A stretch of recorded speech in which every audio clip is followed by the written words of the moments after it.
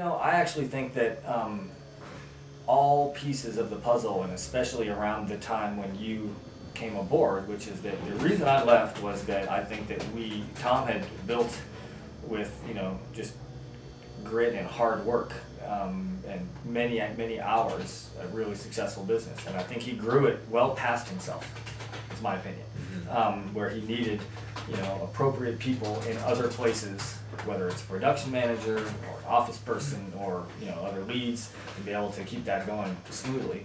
That was probably some of my frustration of when I left, is that I was feeling some of that from the other side. I would say that you probably had a major role in Tom's, well, I would say that Tom must have known that, which is why he retained you and hired you for some consulting, because he wanted to look at his business from a different perspective, because he'd been looking at it from his own for such a long time. This is only my perception of when you came on board and what's happened with this company. But I would say during that time, when I was gone and from when I came back, there were definite changes. And I would say that there were some definite thought process changes on what it took to run a business of that size. And in talking to Tom when I came back, those changes were in the process of being implemented. Yeah. And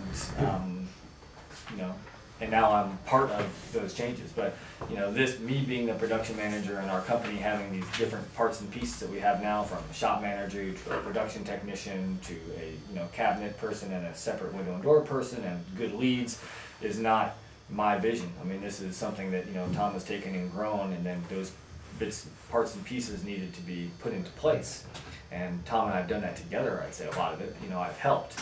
But this is something that, he grew, we got to a certain point, needed some direction and advice, hired a consultant, and then it grew and morphed in a way that we are who we are and as successful as we are today.